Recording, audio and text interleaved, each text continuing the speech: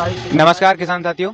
तो मैं दीपांशु मीना अनशन स्थल पर आज इस अनशन को 9 दिन पूरे हो चुके हैं। हमारे किसान साथी आज भी बिना अन्न के बैठे हुए हैं, सिर्फ पानी पर निर्भर हैं। इसी बीच 3 किसान साथियां गंभीर रूप से बीमार होने के कारण उन्हें अस्पताल भेजा गया था, जहां पर हमारे माननीय विधायक जी श्री आशीष जी शर्मा ने उन्हें अपनी जनहानि ना हो इस वजह से उन्हें अनशन तुड़वा दिया गया है।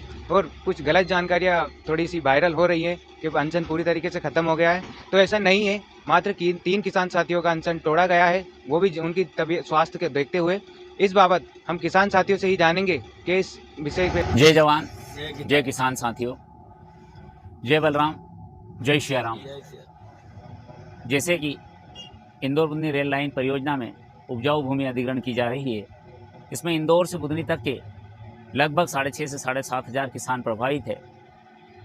मैंने 6,500 से 7,500 इसलिए कहा है कि कई किसान ऐसे जिनकी भूमि जा रही है लेकिन उनको अवार्ड नहीं दिया गया है, यह नक्शों में कई दिक्कतें हैं, जिनका कब्जा नष्ट हो रहा है, उनकी ज़मीनें कहीं और पाई गई है और यह राशि उनको दे दी जिनकी ज़मीन नहीं जा रही है।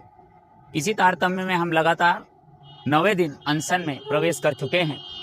हमारे साथ प्रारंभ पहले दिन 2 किसानों के साथ शुरू हुआ था, रवि मीणा और मुंशी पठान। उसके बाद 4 अन्य साथियों ने हमें सहयोग समर्थन देते हुए मेरे साथ जुड़ गए और लगातार 8वें दिन तक संघर्ष उनका जारी रहा।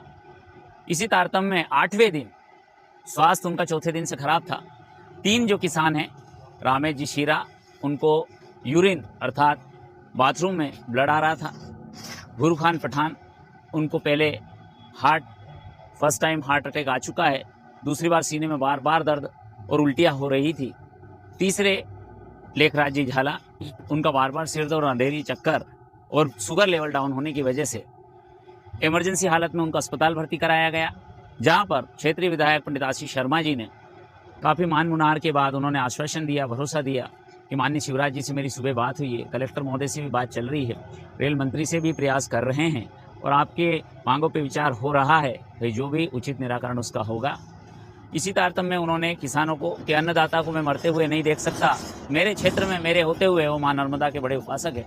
उनका एक कहना है कि मैं भी किसान पुत्र हूँ, किसानों की पीड़ा जानता हूँ और इस प्रकार तड़पते हुए भूख से संभव नहीं है कि इस क्षेत्र में कोई किसान दम तोड़े। उनकी मान मनोहर के बाद 3 किसानों ने नारियल पानी पिया और अपने अनशन को उस समय खत्म किया। बाकी शेष जो 3 किसान हैं, रवि मीणा, मुंशी दादा पठान और संतोष जी छानवाल, इनका यथावत अनशन जारी है और आज हमारे साथ और भी किसान अनशन पर जुड़ जाएंगे। हमारा अनशन जब तक जारी रहेगा जब तक हमारी मांगें पूर्ण नहीं होती, क्योंकि अगर किसानों की सुनवाई नहीं हो रही है, ये सरकार की अनदेखी है, लचरता है और उनकी कार्यशैली पे भी एक गंभीर प्रश्न चिन्ह है कि किसानों की सुनवाई क्यों नहीं। और उचित मांगों के लिए अगर नाजायज अगर मांग हो तो बात एक अलग है, क्योंकि उद्योगपति, व्यापारी हो, ये बड़े बड़े जो घोटालों में शामिल रहते हैं, उनके करोड़ों अरबों रुपए के फंड को माफ़ किया जा सकता है। तो हमारे लिए जो राशि एक बढ़ रही है, ये जुड़ रही है अलाइनमेंट चेंज में, वो राशि जारी क्यों नहीं कर सकती सरकार। और अगर इंदौर से बुधनी के मेरे सभी किसान भाइयों से मेरा निवेदन है कि यदि किसानों की सुनवाई नहीं तो इस परियोजना को फिर रद्द कर दिया जाए। जब किसानों को उचित न्याय नहीं मिल रहा है, सरकार जब हमें सुनने को तैयार नहीं है, हमारे पास आने का समय नहीं है।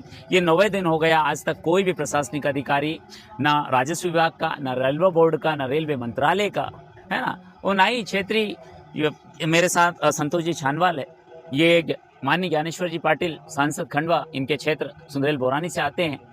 हम माननीय शिवराज सिंह चौहान केंद्रीय कृषि एवं किसान कल्याण मंत्री, और ये बड़ी विडंबना है और दुख का विषय है कि किसान कल्याण मंत्री के क्षेत्र में किसान भूखे बैठे हैं। तो ये देश के लिए अब एक समय है सोचने का कि किसानों की सुनवाई आखिर कहाँ होगी। अतः मेरा यही निवेदन है सभी पत्रकार बंधुओं से भी कि उनको ऐसा लगा कि शायद माननीय विधायक जी ने सभी किसानों का अनशन तोड़वाया हो, ऐसा नहीं है। 3 किसान जिनको बहुत ज़्यादा स्वास्थ्य की दिक्कत थी, बहुत ज़्यादा पत्नी, दादा दादी, माँ बाप, बच्चे, इन सब के रहते हुए बहुत ज़्यादा पीड़ा उनको हो रही थी। और ऐसी परिस्थिति में और विधायक जी का जो आश्वासन और भरोसा था, और उन्होंने बहुत ही मार्मिक उसमें ये कहा है कि आपके विचार चल रहा है, तो हमारा अनशन यथावत जारी है, पूर्ववत रहेगा। मांगे अगर तो उस आगामी दिवसों में पूर्ण नहीं होती है तो मेरे द्वारा आमरण अनशन लिया जाएगा। और जब तक हमारी मांगे पूर्ण नहीं होगी, मैं मरणासन पर बैठा हूँ। और जैसे कि कहते हैं कि दृढ़ प्रतिज्ञा है कि किसी प्रकार का दबाव में या किसी प्रकार की जोर जबरदस्ती के चलते मैं अपना अनशन या प्रण खत्म नहीं करूंगा जब तक हमारी मांगे नहीं सुनी जाती। और मेरा इंदौर बुगनी पूरे किसान भाइयों से निवेदन है कि जब तक आपको नहीं सुना जाए तब तक आप अपनी जमीन ना दें और इस प्रोजेक्ट का पूर्णतः विरोध करें। क्यों कि अपने पूर्वजों और बाप दादों की जो जमीन जायदाद है आप कैसे ऐसे कौड़ियों के भाव दे सकते हैं। उन्होंने कैसे कैसे बचाया। हमारे पास जान और जमीन दो ही तो है। जमीन चले जाने के बाद दर दर भटक कर आप जान वैसे ही खो देंगे। अंततः 9वें दिन हमारा अनशन जारी है। सभी पत्रकार बंधुओं से निवेदन है कि इस त्रुटि को सुधार करें और यथावत हमारा अनशन चलता रहेगा। आज 9वें दिन में प्रवेश कर गए। इसी के जय जवान जय किसान। तो जैसा कि हमारे किसान साथियों ने पूरी जानकारी दी है, तो हम यही उम्मीद करते हैं कि आप भी एक किसान हैं, आप इस पीड़ा को समझेंगे और सहयोग दिखाएंगे, क्योंकि आपके बिना सहयोग के हम आगे नहीं बढ़ पाएंगे। और आज हमारे साथ जो घटना घट रही है, कल आपके साथ भी यही घटना घट सकती है। इसलिए ये जरूरी है कि किसान भाई सभी एकता में आए और सरकार का विरोध करें कि वो ऐसी परियोजनाओं में हमारे अन्नदाताओं का स्थितियों को खराब ना करें। जय जवान जय किसान। जय जवान। भारत माता की। भारत माता की। इंकलाब इंकलाब।